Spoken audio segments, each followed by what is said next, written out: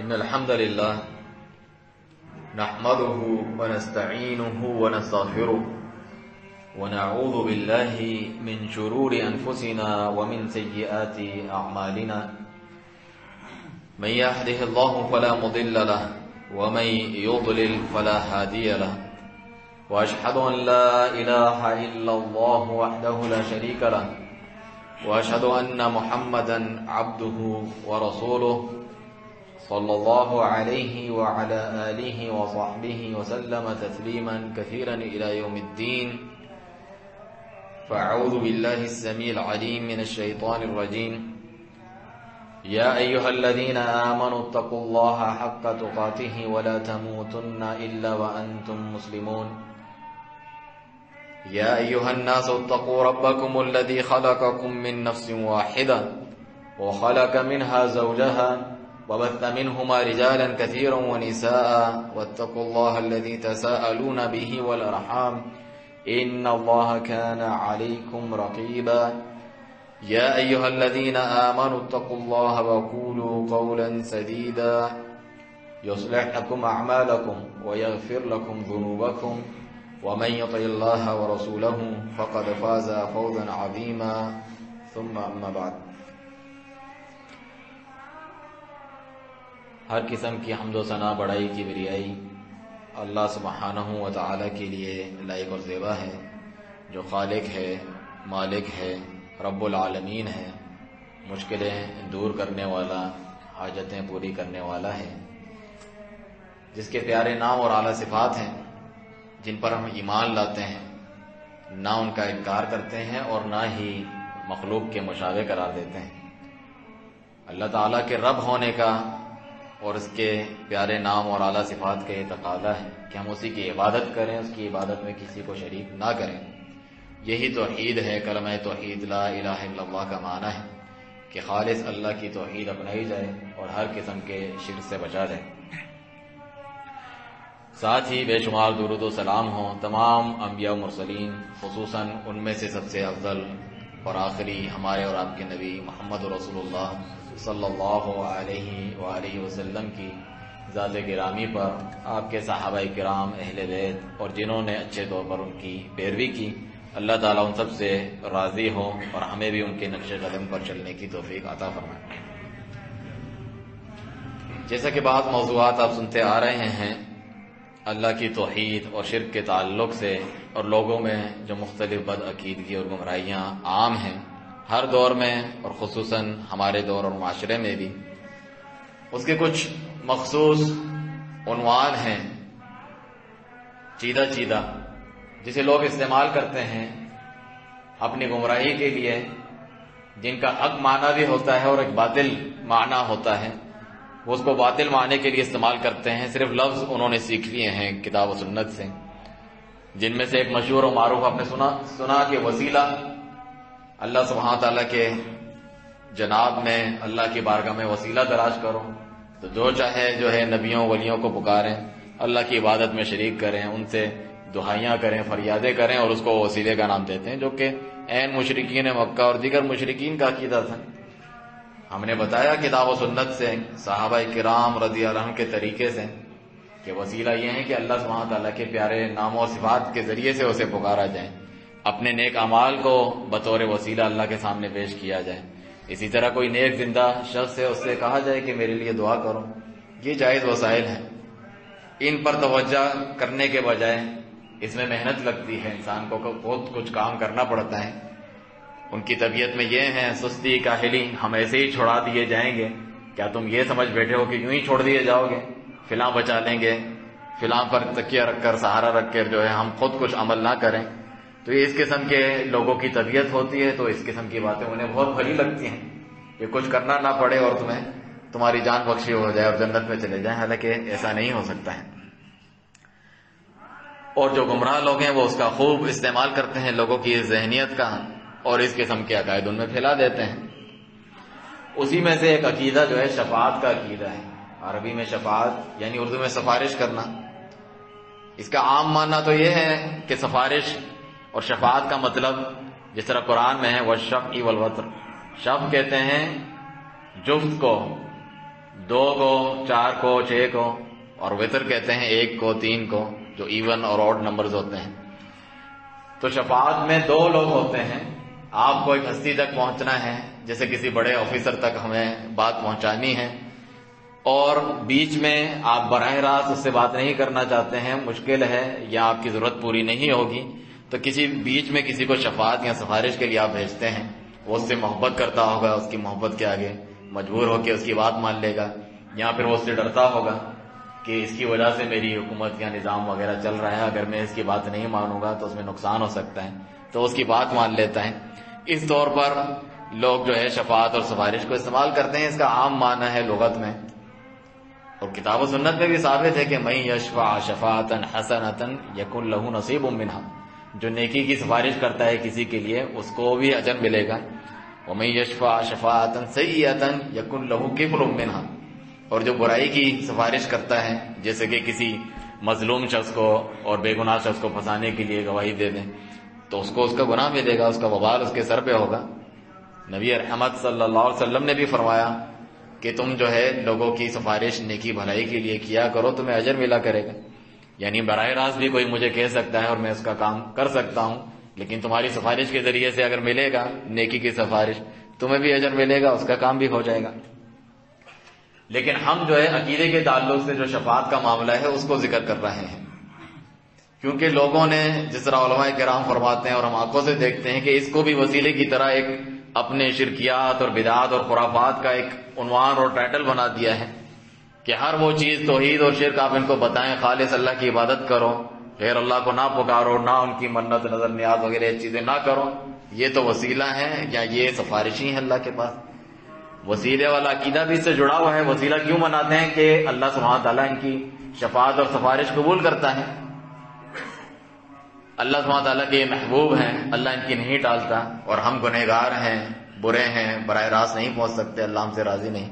اس قسم کے ہیلے بہانے سے یہ شرکیات عام ہوتے ہیں۔ تو جاننا چاہیے کہ جو شفاعت ہے وہ برحق ہے، کتاب و سنت سے ثابت ہے، مگر اس کی 2 اقسام ہیں، ایک جائز ہے اور دوسری ناجائز ہے، ایک ثابت ہے اور دوسری منفی ہے، یعنی اللہ تعالیٰ نے اس شفاعت کا انکار کیا ہے کہ یہ شفاعت نہیں چلنے والی۔ شیخ الاسلام محمد بن عبد الوہاب رحمہ اللہ اپنے مشہور ایک چھوٹا سا رسالہ ہے القواعد الاربع، دین کے توحید و شرک کے 4 بنیادی قاعدے، جس کا ہم نے اردو میں ترجمہ بھی کیا ہے، یہاں دستیاب بھی ہے، آپ اس سے استفادہ کر سکتے ہیں۔ تو اس میں فرماتے ہیں کہ شفاعت کو، سفارش کو، کہ اللہ کی مرضی کے بغیر جو ہے سفارش کر سکتا ہے کوئی اللہ تعالیٰ کے حضور میں، یہ ہمارے شرکاء ہیں، اولیاء ہیں، ان تک ہم پہنچتے ہیں یا اللہ تعالیٰ تک پہنچتے ہیں، یہ تو مشرکین کا عقیدہ رہا ہے۔ سورۃ یونس میں اللہ تعالیٰ کا فرمان ہے وَيَعْبُدُونَ مِن دُونِ اللَّهِ مَا لَا يَضُرُّهُمْ وَلَا يَنفَعُهُمْ وَيَقُولُونَ هَؤُلَاءِ شُفَعَاؤُنَا عِندَ اللَّهِ، وہ اللہ کے سوا ایسوں کی عبادت کرتے ہیں جو کوئی نفع نقصان کا اختیار نہیں رکھتے ان کے لیے۔ دلیل کیا ہوتی ہے ان مشرکوں کی؟ وہ بھی سمجھتے ہیں ہم کوئی بغیر دلیل کے نہیں ہے، دلیل ہے ہمارے پاس، هَؤُلَاءِ شُفَعَاؤُنَا عِندَ اللَّهِ، یہ اللہ تعالیٰ کے پاس ہمارے سفارشی ہیں۔ تو شفاعت کا تو یہاں پر بھی لفظ ہے، اور آپ بھی یہ جانتے اور مانتے ہیں کہ اس قسم کی شفاعت اللہ تعالیٰ نے انکار کیا، یہ نہیں چلے گی اللہ تعالیٰ کے ہاں، کہ کوئی بھی اس کو کہتے ہیں شفاعت قہریہ، کہ اپنے رعب اور دبدبے سے اللہ تعالیٰ کو منوا لیتے ہیں، یا اللہ سبحانہ تعالیٰ نعوذ باللہ ان کی محبت کے آگے کوئی مجبور ہو جاتا ہے کہ بغیر اجازت کے جس کے لیے چاہتے ہیں وہ شفاعت کر لیتے ہیں، ایسا نہیں ہے۔ اس عقیدے کا رد فرمایا اور اسے شرکی عقیدہ قرار دیا کہ تم انہیں پکارو، پکارنا، دعا کرنا اسباب سے بالا تر یہ تو عبادت ہے، عبادت کا مستحق اللہ تعالیٰ ہے، وہ تم نے اپنی عزیز متاع اللہ کی عبادت جو ہے غیر کو دے دی، اور یہ عقیدہ رکھا کہ یہ اللہ تعالیٰ تک پہنچاتے ہیں اور سفارش کرتے ہیں، یہی تو شرک ہے جو ہر دور میں مشرکین کا رہا ہے کہ اللہ نے ان کو عطا کر دیا، ایسا نہیں ہے۔ جو شفاعت برحق بھی ہے انبیاء کرام کی، اولیاء صالحین کی، فرشتوں کی، نیک لوگوں کی، وہ اللہ سبحانہ تعالیٰ اس کا مالک ہے، اس شفاعت کا بھی، یعنی وہ اللہ تعالیٰ کے اختیار میں ہے، وہ پھر جسے اجازت دیتا ہے اور جس کے لیے چاہتا ہے۔ چنانچہ آپ دیکھیں کتاب و سنت سے جو شفاعت ثابت ہے اس کا اکیلا مالک کون ہے؟ قل للہ الشفاعۃ جمیعا، کہو اللہ تعالیٰ فرماتا ہے سورۃ زمر میں کہ ساری کی ساری شفاعت کا مالک کون ہے؟ اللہ تعالیٰ ہے۔ تو چیز مالک سے مانگی جاتی ہے، جسے بعد میں اجازت ملنی ہے اس سے نہیں مانگی جاتی۔ لوگ یہ عقیدہ رکھتے ہیں کہ رسول اللہ صلی اللہ علیہ وسلم کو گویا کہ دے دی گئی ہے، اب ہم انہی سے مانگیں گے تو وہ دے دیں گے، ایسا نہیں ہے۔ نبی صلی اللہ علیہ وسلم نے اس کے طریقے بتائے، جیسا کہ جو اذان سنے مؤذن جیسا کہتا ہے وہ کہے، پھر مجھ پہ درود و سلام بھیجیں تو میری شفاعت اسے مل جائے گی، یعنی اللہ تعالیٰ کے حکم سے آخرت میں۔ یعنی عمل کے ذریعے سے آپ نے اس بات کو سکھلایا ہے، یہ نہیں کہ اسی پر جو ہے تکیہ کرتے ہوئے سہارا لیتے ہوئے انسان کوئی عمل نہ کرے اور سمجھے کہ میں ان کو پکاروں گا جو کہ شرک ہے اور میری شفاعت ہو جائے گی، ایسا نہیں ہے۔ اس قسم کی شفاعت کی جو ہے نفی کی گئی ہے اللہ سبحانہ تعالیٰ کی طرف سے۔ فرمایا یا ایھا الذین آمنوا انفقوا مما رزقناکم، اے ایمان والو اس مال میں سے خرچ کرو ہماری راہ میں جو ہم نے تمہیں دیا، من قبل ان یأتی یوم لا بیع فیہ ولا خلۃ ولا شفاعہ، اس دن کے آنے سے پہلے جس میں نہ کوئی خرید و فروخت ہوگی، نہ کوئی دوستی یاری کام آئے گی، ولا شفاعہ، اور شفاعت بھی کام نہیں دے گی۔ سورہ بقرہ میں ہی اللہ تعالیٰ نے فرمایا، اور اس سے پہلے بنی اسرائیل کے تعلق سے فرمایا کہ وَاتَّقُوا يَوْمًا لَا تَجْزِي نَفْسٌ عَن نَفْسٍ شَيْئًا، اس دن سے ڈرو کہ جب کوئی کسی کے کام نہیں آئے گا، کسی کے بدلے میں جان اس کے ذریعے سے نہیں چھوڑائی جائے گی، وَلَا تَنفَعُهَا شَفَاعَةٌ، اور وَلَا يُقْبَلُ مِنْهَا شَفَاعَةٌ، شفاعت بھی قبول نہیں کی جائے گی، اور جو ہے وَلَا يُؤْخَذُ مِنْهَا عَدْلٌ، اور کسی کے جو ہے کوئی ہرجانہ دے کے جرمانہ دے کے بھی نہیں چھڑایا جا سکے گا، وَلَا هُمْ يُنصَرُونَ، نہ ان کی مدد کی جائے گی۔ قرآن کی کتنی آیات ہیں کہ تمہارے لیے تمہارے عمل، میرے لیے میرے عمل، خود عمل کر کے بچو۔ نبی صلی اللہ علیہ وسلم کو جب حکم دیا گیا اللہ کی طرف سے وَأَنذِرْ عَشِيرَتَكَ الْأَقْرَبِينَ، جاؤ اپنے قریبی رشتہ داروں کو اللہ تعالیٰ کا پیغام سناؤ، اللہ کے عذاب سے ڈراؤ، تو آپ کوہ صفا پر چڑھ گئے اور نام لے لے کے قریش کے قبائل کا ان کو اللہ تعالیٰ کے عذاب سے خبردار کیا، توحید کا پیغام پہنچایا، اپنے چاچاؤں کو اپنی پھوپھی کو مخاطب کر کے، یہاں تک کہ اپنی بیٹی اپنی لخت جگر فاطمہ رضی اللہ عنہا ان کو کہا سلینی من مال ما شئتی، میرے مال میں سے جو چاہیے جو میرے پاس ہے مانگ لو، میں دنیا میں دے دوں گا، لا اغنی عنکی من اللہ شیئا، لیکن اللہ تعالیٰ کے ہاں میں تمہارے کسی کام نہیں آؤں گا، یعنی خود عمل کر کے اپنی جان بچانا، جس طرح اس آیت میں اللہ کی راہ میں خرچ کرو ورنہ شفاعت کام نہیں دے گی۔ رسول اللہ صلی اللہ علیہ وسلم نے فرمایا کہ جہنم کی آگ سے بچاؤ ولو بشق تمرہ، چاہے آدھی کھجور دے کر ہی، یعنی اپنے اعمال تمہارے وہاں پر کام آئیں گے۔ اس سے معلوم ہوا کہ ایک ایسی شفاعت ہے کہ جس کا انکار کیا اللہ تعالیٰ نے، یہ نہیں چلے گی۔ تو صرف لفظ آ جانا کافی نہیں کہ شفاعت سفارش قرآن میں تو مانتے ہیں، اس قسم کی شفاعت نہیں چلے گی۔ جو شفاعت برحق ہے وہ بھی کچھ جو ہے اس کے بقیود ثقیلہ، بہت بھاری قسم کی اس کی شرائط ہیں اللہ سبحانہ تعالیٰ کی طرف سے، جو آپ کو لے کر آنی ہے تب یہ اللہ تعالیٰ کے ہاں قابل قبول ہے، ورنہ نہیں۔ یہ جو میں نے آیت پڑھی سورہ بقرہ کی کہ اللہ کی راہ میں خرچ کرو اس سے پہلے کہ کوئی سفارشی نہ ہو، اسی کے بعد اللہ تعالیٰ آیت الکرسی ذکر فرماتا ہے، جو ہر ایک کو یاد ہے اور یاد کرنی چاہیے۔ اس کے ذریعے سے اللہ سبحانہ تعالیٰ شیاطین سے اور دیگر چیزوں سے آپ کی حفاظت فرماتا ہے۔ فرمایا من ذا الذی یشفع عنده الا باذنہ، کون ہے جو اللہ تعالیٰ کے جناب میں سفارش کر سکے الا باذنہ، مگر اس کی اذن اور اجازت سے۔ تو کیا معلوم ہوا؟ پہلی شرط کیا ہے؟ اللہ کی اجازت ہوگی۔ اللہ کی اجازت کے بغیر کوئی بھی جو ہے یوں سفارش نہیں کر سکتا، چاہے وہ اللہ تعالیٰ کا کتنا قریبی فرشتہ ہے یا نبی اور رسول ہی کیوں نہ ہو، باقی لوگ تو دور کی بات ہے۔ جس کی زندہ مثال آپ سورہ ہود میں پڑھتے ہیں، نوح علیہ الصلوۃ والسلام کا قصہ، 950 سال اللہ تعالیٰ کی توحید کی دعوت دی، شرک کا رد کیا، کیا کیا قربانیاں دی، کیا کیا ظلم و ستم اور تہمتیں آپ نے سہی اتنے سال، اور پھر جب اللہ سبحانہ تعالیٰ کی طرف سے عذاب آیا، سیلاب آیا، کشتی آپ نے بنائی تھی اور بچنے والے بچ گئے، اللہ نے وعدہ کیا تھا کہ آپ کو، آپ کے ماننے والے، آپ کے گھر والوں کو بچا لے گا، اور اپنے بیٹے کو بھی انہوں نے کہا یا بنی ارکب معنا ولا تکن مع الکافرین، اے بیٹے میرے ساتھ چڑھ جا کشتی میں، کافروں کے ساتھ نہ بن، وہ بھی کافر و مشرک تھا۔ تو جب یہ سب کچھ ہو گیا اور ان کا بیٹا بھی غرق کے آب ہو گیا، تب انہوں نے جو ہے اللہ سے دعا کی، ونادى نوح نے پکارا اپنے رب کو، ان بنی من اہلی و ان وعدک الحق، بے شک میرا بیٹا میرے اہل و عیال میں سے ہیں اور تیرا وعدہ تو سچا ہے، وانت احکم الحاکمین، تو تمام حاکموں سے بڑھ کر سچا حاکم ہے، صحیح فیصلے کرنے والا ہے، تو نے کہا تھا اہل و عیال کو بچا لے گا، بیٹا تو غرق ہو گیا۔ تو اللہ سبحانہ تعالیٰ نے جو ہے خبردار کیا، فرمایا انہ لیس من اہلک، اے نوح یہ تیرے خاندان میں سے نہیں ہے۔ کیوں؟ انہ عامل غیر صالح، اس کے کام کرتوت صحیح نہیں ہے۔ ابھی آپ نے سنا کہ وہ کافروں میں سے تھا۔ آگے کتنے سخت الفاظ ہیں، وَلَا تَسْأَلْنِي مَا لَيْسَ لَكَ بِعِلْم، خبردار مجھ سے ایسی بات کا سوال نہ کرنا جس کا تمہیں علم نہیں ہے۔ نوح علیہ السلام کو اللہ تعالیٰ کہہ رہا ہے انی اعیذک ان تکون من الجاہلین۔ انسان کی روح کام جائے ایک مومن کی اس قسم کے الفاظ سن کے کہ نوح علیہ السلام کو اللہ تعالیٰ فرما رہا ہے، جن کو اللہ تعالیٰ نے اپنا شکر گزار بندہ قرار دیا اور کتنی انہوں نے جو ہے محنت اور قربانیاں دی۔ انی اعیذک ان تکون من الجاہلین، میں تمہیں خبردار کرتا ہوں کہیں تم جاہلوں میں سے نہ ہو جاؤ، یعنی ایسے کے بارے میں سفارش کر رہے ہو بغیر میری اجازت کے۔ تو نوح علیہ السلام بھی اللہ تعالیٰ کے برگزیدہ نبی اولو العزم پیغمبروں میں فوراً اللہ تعالیٰ کے حضور توبہ کی، جس طرح آدم علیہ السلام نے توبہ کی۔ تو فرمایا کہ اے اللہ میں تیری پناہ طلب کرتا ہوں، اسألک ما لیس لی بعلم، کہ میں تجھ سے ایسی چیز کا سوال کروں جس کا مجھے علم نہ ہو، وَإِلَّا تَغْفِرْ لِي وَتَرْحَمْنِي، اگر تو نے مجھے نہیں بخشا، مجھ پہ رحم نہیں کیا تو میں خسارہ پانے والوں میں سے ہو جاؤں گا۔ تو اللہ سبحانہ تعالیٰ نے آپ کی معافی قبول کی۔ اس سے کیا معلوم ہوا کہ اللہ کی اجازت کے بغیر کوئی بڑی ہستی بھی جو ہے سفارش نہیں کر سکتی اور ایسے کے بارے میں نہیں کر سکتی جس سے اللہ تعالیٰ راضی نہیں ہے۔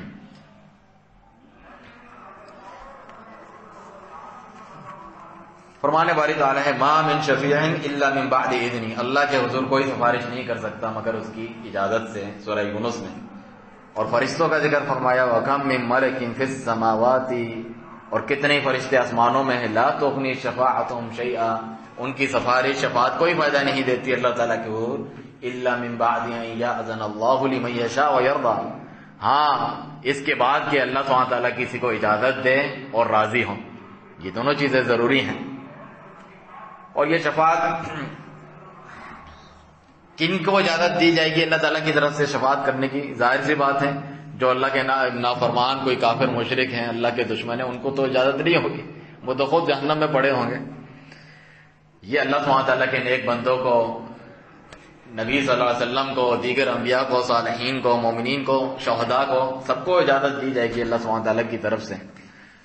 جیسا کہ اس تعلق سے اللہ تعالیٰ کا فرمان ہے کہ فرمایا یوم یقوم الملائکۃ والروح، جس دن فرشتے اور روح جبرائیل امین کھڑے ہوں گے سب باندھے صفا، لا یتکلمون الا من اذن له الرحمن وقال صوابا، وہ بات بھی نہیں کر سکیں گے، اس کی بھی جسارت اور جرت نہیں ہوگی سوائے اس کے جسے اللہ تعالیٰ اذن دے، اجازت دے، وقال صوابا، اور وہ صحیح بات کہیں۔ اور فرمایا سورہ مریم میں لا یملکون الشفاعہ، وہ کسی چیز یعنی شفاعت کا اختیار نہیں رکھتے، الا من اتخذ عند الرحمن عہدا، صرف اس کے لیے جس کا عہد ہو اللہ تعالیٰ کے پاس۔ عبداللہ بن عباس رضی اللہ عنہ فرماتے ہیں عہد کا مطلب ہے لا الہ الا اللہ کی وہ سچی گواہی دیتا ہو، توحید والا ہو، مومن بندہ ہو۔ شفاعت کن کے لیے ہوگی؟ جس سے اللہ سبحانہ تعالیٰ راضی ہے۔ اللہ مومنوں سے راضی ہے لیکن مومن گنہگار بھی ہوتے ہیں، چھوٹے بڑے انہوں نے گناہ کیے ہوتے ہیں جو جنت میں جانے سے رکاوٹ ہوتے ہیں یا جہنم میں پہنچانے کا سبب ہوتے ہیں، ان کے لیے جو ہے یہ شفاعت کی اجازت دی جائے گی، اللہ سبحانہ تعالیٰ اجازت دے گا۔ شفاعت جس کے لیے اللہ تعالیٰ اجازت دے گا اس کے ذریعے سے اس کی عزت افزائی ہوگی، سب دیکھیں گے کہ یہ اتنے عزت اور شرف والا ہے اللہ کے نزدیک کہ اس کو اجازت دی جا رہی ہے، کیونکہ سوچنے والا سوچے گا اللہ تعالیٰ تو براہ راست بھی جس کو چاہے معاف کرے، کیوں یہ شفاعت کا سلسلہ ہے، اس کے ذریعے سے اسے عزت ملتی ہے اللہ تعالیٰ کے نزدیک اور لوگوں کے سامنے اس کا مرتبہ معلوم چلتا ہے، اور دوسرا اللہ سبحانہ تعالیٰ رحم فرماتا ہے ان لوگوں پر ان کے ذریعے سے جن کو اللہ سبحانہ تعالیٰ نکالنا چاہتا ہے جہنم سے، یہاں جو ہے بھیجنا نہیں چاہتا۔ فرمانے والی تعالیٰ وَلَا يَشْفَعُونَ إِلَّا لِمَنِ ارْتَضَىٰ، سورۃ الانبیاء میں کہ فرشتے اور انبیاء سفارش نہیں کرتے مگر إِلَّا لِمَنِ ارْتَضَىٰ، انہی کے لیے کر سکتے ہیں جن سے اللہ تعالیٰ راضی ہوں۔ اور فرمایا سورہ طٰہٰ میں يَوْمَئِذٍ لَا تَنفَعُ الشَّفَاعَةُ، اس دن کوئی شفاعت فائدہ نہیں دے گی الا من اذن له الرحمن، مگر جسے رحمان عز و جل اجازت دے، ورضی له قولا، اور اس کی بات سے بھی اللہ تعالیٰ راضی ہوں۔ اور اللہ سبحانہ تعالیٰ توحید سے، اخلاص سے راضی ہوتا ہے، شرک سے راضی نہیں ہوتا۔ کتنے لوگ ہیں شرکیہ عقائد میں ڈوبے ہوئے ہیں اور سمجھتے ہیں کہ ہماری سفارش اور شفاعت ہوگی، آپ کی تو نہیں ہوگی۔ ابھی ایک زندہ مثال آپ کے سامنے ہم نے بیان کی۔ اللہ سبحانہ تعالیٰ فرماتا ہے ما للظالمین من حمیم ولا شفیع یطاع، ظالموں کے لیے نہ کوئی دوست یار ہوگا، نہ کوئی ایسا سفارشی جس کی شفاعت قبول کی جائے۔ اور سب سے بڑا ظلم کیا ہے؟ ان الشرک لظلم عظیم۔ اللہ سبحانہ تعالیٰ سے دعا ہے ہر قسم کے چھوٹے بڑے شرک سے، بدعات، خرافات سے ہمیں محفوظ رکھیں۔ بارک اللہ لنا ولکم فی القرآن المجید ونفعنا وإیاکم ما فیہ من الآیات والذکر الحکیم فاستغفروہ انہ هو الغفور الرحیم۔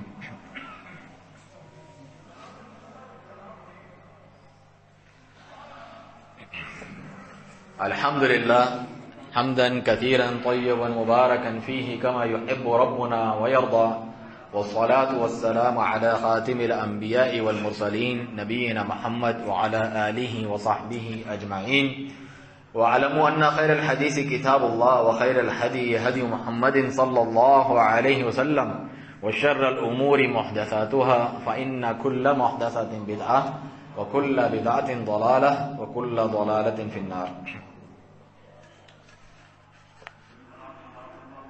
مشرکوں کے تعلق سے اللہ تعالیٰ فرماتا ہے فما لنا من شافعین، جب وہ جہنم میں پڑے ہوں گے کہیں گے ہماری شفاعت اور سفارش کرنے والا کوئی نہیں، ولا صدیق حمیم، نہ ہی کوئی قریبی دوست ہے۔ اس کا مطلب ان کے حق میں شفاعت قبول نہیں ہے۔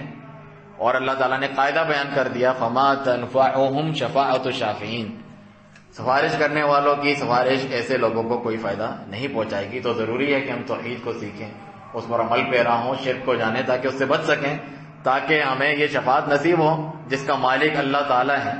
دعا کس سے کرنی ہے؟ اللہ تعالیٰ سے۔ اے اللہ پیارے نبی صلی اللہ علیہ وسلم کی شفاعت ہمارے حق میں قبول فرمانا، یہ دعا کریں۔ یہ نہیں کہ اے اللہ کے رسول ہماری مدد کریں، ہمارے جو ہے حاجت روائی مشکل کشائی کریں اور ہم کہیں کہ یہ اللہ کے حضور ہمارے سفارشی، یہ تو شرک ہے۔ مشرکوں کا عقیدہ اس طرح ہوا کرتا تھا، ایسوں کو شفاعت نصیب نہیں ہوگی۔ خود اپنے ہاتھوں سے انہوں نے شفاعت کو گوا دیا پیارے نبی صلی اللہ علیہ وسلم کا کلمہ پڑھ کر بھی۔ چنانچہ رسول اللہ صلی اللہ علیہ وسلم بھی یوں ہی نہیں چلے جائیں گے اللہ تعالیٰ کے حضور شفاعت کرنے کے لیے، بلکہ فرماتے ہیں، صحیح بخاری مسلم کی حدیث مشہور ہے شفاعت کی، کہ میں پہلے اللہ سبحانہ تعالیٰ کے حضور سجدے میں گر جاؤں گا۔ اور یہ کون سی شفاعت ہے؟ جب شروع میں میدان محشر میں حساب کتاب ہی شروع نہیں ہو رہا، اتنے ہزار سال کا دن، لوگ اپنے پسینے میں ڈوبے ہوئے، سورج جو ہے 1 میل کے فاصلے پر، تو وہ حساب کتاب تو شروع ہو تاکہ اس سے ہماری نجات ہو، جنت جہنم جس کو جانا جائے۔ وہ تمام نبیوں کے پاس جائیں گے، نوح علیہ السلام، ابراہیم علیہ السلام، اور جو ہے موسیٰ اور عیسیٰ، ان سب کے پاس آئیں گے۔ وہ سب جو ہے عذر بیان کریں گے، اپنی نفسی نفسی، مجھے اپنی پرواہ ہے، مجھ سے یہ جو ہے اللہ تعالیٰ نے وہ غلطی معاف بھی کر دی، پھر بھی انہوں نے کہا ہم جسارت نہیں کر سکتے۔ ان کے پاس جاؤ، نبی صلی اللہ علیہ وسلم کے پاس جب وہاں آئیں گے تو کہیں گے انا اللہ، ہاں میں کروں گا، لیکن فوراً نہیں، اللہ تعالیٰ کے حضور سجدے میں گر جائیں گے، اور جو ہے بہت دیر تک اللہ تعالیٰ کے حضور سجدے میں گرے رہیں گے۔ اور فرمایا کہ ایسی ایسی اللہ تعالیٰ کی حمد و ثنا میں بیان کروں گا، جو ہم نے بتایا سب سے اعلیٰ وسیلہ اللہ کی حمد و ثنا بیان کرنا ہے، جو اللہ تعالیٰ اسی وقت میرے دل میں ڈالے گا، دنیا سے بھی بڑھ کر جو ہے حمد و ثنا اللہ تعالیٰ کی بیان کروں گا۔ اس کے بعد اللہ سبحانہ تعالیٰ فرمائے گا کہ اٹھو، ارفع راسک، اے محمد صلی اللہ علیہ وسلم اپنے سر کو اٹھاؤ، وقل تسمع، آپ کہیں آپ کی بات سنی جائے گی، وسل تعطی، مانگو دیا جائے گا، واشفع تشفع، اور شفاعت کریں، سفارش کریں، آپ کی سفارش قبول کی جائے گی۔ اور وہ کن کے حق میں ہوگی؟ ابو ہریرہ رضی اللہ عنہ فرماتے ہیں کہ میں نے نبی صلی اللہ علیہ وسلم سے پوچھا من اسعد بشفاعتی کا یا رسول اللہ، اے اللہ تعالیٰ کے پیارے نبی، سب سے زیادہ آپ کی شفاعت کا حقدار کون ہوگا، کسے یہ سعادت حاصل ہوگی؟ تو آپ نے فرمایا اے ابو ہریرہ، مجھے امید تھی کہ تم ہی مجھ سے سب سے پہلے یہ سوال کرو گے، کیونکہ تم حدیث کا بہت شوق رکھتے ہو۔ تو فرمایا من قال لا الہ الا اللہ خالصا من قلبی، جو اپنے دل کے اخلاص کے ساتھ لا الہ الا اللہ کہتا ہے کہ اللہ کے سوا کوئی عبادت کے لائق نہیں، میری امت کا جو گنہگار شخص ہے وہ سے میری شفاعت جو ہے نصیب ہوگی۔ دوسری روایت میں ہے ہر ایک کو، ہر نبی نے دعا کر کے اللہ تعالیٰ سے ایک دعا، اللہ تعالیٰ نے دعا مستجابہ دی تھی کہ مانگو گے جو دیا جائے گا۔ سب نے دنیا میں ہی مانگ لی، کسی نے قوم پر عذاب مانگ لیا وغیرہ وغیرہ۔ میں نے اپنی دعا کو چھپا کے رکھا ہے اپنی امت کی خاطر، وَهِيَ نَائِلَةٌ انشاءاللہ، اور وہ اللہ تعالیٰ کے حضور ضرور قبول ہوگی قیامت کے دن۔ وہ کیا ہوگی؟ میں شفاعت کروں گا اپنی امت میں سے ہر اس کے لیے جو مرا اس حال میں لا یشرک باللہ شیئا، اللہ کے ساتھ کسی کو شریک نہ کیا ہو۔ تو یہ شرط ہے، تو کتنا ضروری ہے شرک کو جان کر اس سے بچنا۔ آپ اس شرط کو ہی پورا کر کے نہ جائیں، آپ بدنصیب لوگوں میں سے ہو جائیں گے۔ تو دیکھیں اس میں دونوں شرطیں آپ کے سامنے ذکر ہوئی کہ اللہ تعالیٰ کے حضور شفاعت برحق ہیں، جو اہل سنہ والجماعہ کا عقیدہ ہے، ہم سلفی اہل الحدیث اس کو مانتے ہیں، اور لوگ جھوٹ بولتے ہیں کہ وہابی گستاخ وغیرہ نبی صلی اللہ علیہ وسلم کی شفاعت کو نہیں مانتے. بالکل مانتے ہیں، لیکن وہ اللہ تعالیٰ کے اذن سے، اجازت سے ہوگی، اور اس کے لیے ہوگی جس سے اللہ راضی ہے. یعنی جو مومن ہے، توحید والا ہے لیکن گنہگار ہے، یہ نہیں کہ شرکیات میں پڑا ہوا ہے اور کہ سمجھے اس کی شفاعت ہوگی، بلکہ یہ مومنوں کے حق میں ہوگی. تو ہم مانتے ہیں. آپ ایک شفاعت کی بات کرتے ہیں، ہم تو نبی صلی اللہ علیہ وسلم کی 6 شفاعتیں مانتے ہیں، تم ایک کی بات کرتے ہیں. چنانچہ بعض شفاعتوں کا یہاں پر ذکر کیا گیا. پہلی اور سب سے بڑی شفاعت عظمیٰ اسے کہا جاتا ہے. عظمیٰ یعنی سب سے بڑی شفاعت، جو صرف رسول اللہ صلی اللہ علیہ وسلم کو ملے گی اور کسی کو نہیں. اسی کو مقام محمود کہا جاتا ہے، جو قرآن میں ذکر ہے کہ اے نبی، ہم نے آپ کو مقام محمود دیا. عسیٰ ان یبعثک ربک مقاما محمودا، کہ قریب ہے کہ آپ کا رب آپ کو مقام محمود پر فائز کرے. یعنی تمام جہان کائنات والے جس مقام پہ فخر کریں گے، قابل تعریف مقام صرف نبی صلی اللہ علیہ وسلم کو ملے گا. حمد کا جھنڈا آپ کے ہاتھ میں ہوگا، یہ فضیلت آپ کو ملے گی، اور وہ شفاعت کریں گے کہ لوگوں کا حساب کتاب شروع ہو. یہ صرف آپ صلی اللہ علیہ وسلم کے ساتھ خاص ہے. دوسری شفاعت جنت کا دروازہ کھولنے کے لیے. سب سے پہلے نبی کریم صلی اللہ علیہ وسلم کے لیے جنت کا دروازہ کھولا جائے گا، اس سے پہلے وہ بند ہوگا. تو آپ سفارش کریں گے تو دروازہ کھلے گا، جانے والے اس میں جائیں گے. تو یہ دوسری شفاعت ہے. تیسری شفاعت ایسے لوگوں کو جہنم میں جانے سے رکوانا، اللہ تعالیٰ سے سفارش کر کے جن کے لیے جہنم کا فیصلہ ہو گیا، وہ جہنم میں جائیں گے تو نبی صلی اللہ علیہ وسلم پہلے ہی سفارش کریں گے کہ یہ جہنم میں نہ جائیں، ان کو بخش دیا جائے. تو اللہ سبحانہ تعالیٰ آپ کی سفارش قبول کرے گا. لیکن حدیث میں یہ الفاظ ہیں کہ ایسا نہیں ہے کہ آپ بھی یوں ہی اور ساری دنیا کے لیے شفاعت کریں گے. فرمایا کہ فَحُدَّ لِي حَدًّا فَأُدْخِلُهُمُ الْجَنَّةَ، اللہ سبحانہ تعالیٰ میرے لیے بھی ایک حد مقرر کرے گا کہ اتنے اتنے لوگ تم جنت میں لے جا سکتے ہو. حدیث میں ہے پھر جو ہے اللہ تعالیٰ دیگر مومنوں کو کہے گا، پھر اللہ سبحانہ تعالیٰ اپنے رحم و کرم سے بات کو نکال لے گا. اس طریقے سے جہنم سے مومنین نکال دیے جائیں گے جو گنہگار ہوں گے. تو یہ 3 شفاعتیں. چوتھی کون سی؟ جو اہل توحید ہیں، انہوں نے شرک نہیں کیا، وہ جب جہنم میں اپنے گناہوں کی وجہ سے پڑے ہوئے ہوں گے تو انہیں جو ہے نبی کریم صلی اللہ علیہ وسلم کی شفاعت سے اور دیگر مومنوں کی شفاعت سے جہنم سے نکال دیا جائے گا. اس صورت میں کہ وہ جل کے کوئلہ بن چکے ہوں گے. اللہ تعالیٰ ان کو نہر حیات میں، یعنی ایک زندگی بخشنے والی نہر کے پانی میں ڈالے گا. وہ اس طریقے سے پھر اگیں گے جیسے کوئی نیا پیدا ہوتا ہے، جیسے کوئی پودا سیلابی ریلا گزر جاتا ہے، ہلکا پھلکا سا نکلتا ہے، کمزور سا اگنا شروع ہوتا ہے، اس طرح وہ نکلیں گے اور ان کو جنت میں ڈال دیا جائے گا. تو یہ 4 شفاعتیں ہو گئیں. 5ویں شفاعت یہ کہ جو جنت میں پہنچ چکے ہیں ان کے درجات کی بلندی کے لیے دعا کرنا، شفاعت کرنا، اللہ تعالیٰ سے سفارش کرنا، اور اللہ تعالیٰ قبول فرمائے گا. اس قسم کی جو شفاعتیں وہ سب کے لیے ہیں کہ رسول اللہ صلی اللہ علیہ وسلم فرمائیں گے، انبیاء اور رسول فرمائیں گے، فرشتے بھی کریں گے، دیگر مومنین، شہداء وغیرہ، ان کو بھی اللہ تعالیٰ کے حکم سے جو ہے اجازت دی جائے گی.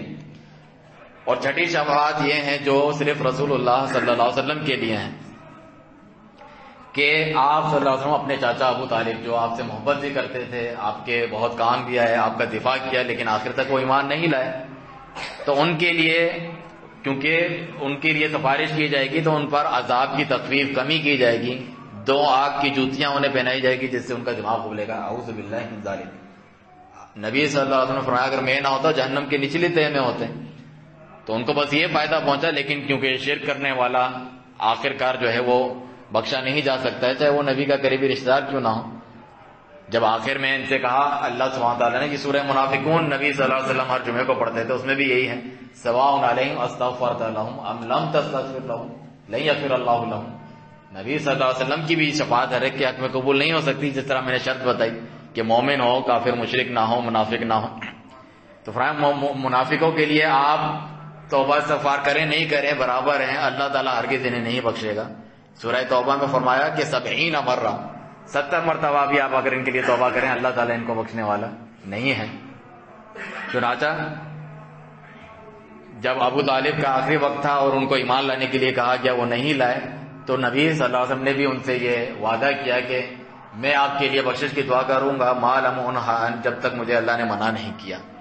تو اللہ سبحانہ تعالیٰ نے پھر یہ آیت نازل کی، ما کان للنبی والمؤمنین، نہ نبی کے لیے لائق ہے نہ مومنوں کے لیے لائق ہے ان یستغفروا للمشرکین، کہ وہ مشرکوں کے لیے توبہ استغفار کریں، بخشش کی دعا کریں، ولو کانوا اولی قربا، چاہے وہ ان کے قریبی رشتہ دار ہی کیوں نہ ہو، من بعد ما تبین لهم انہم اصحاب الجحیم، جبکہ انہیں معلوم چل گیا کہ وہ جہنمی ہیں۔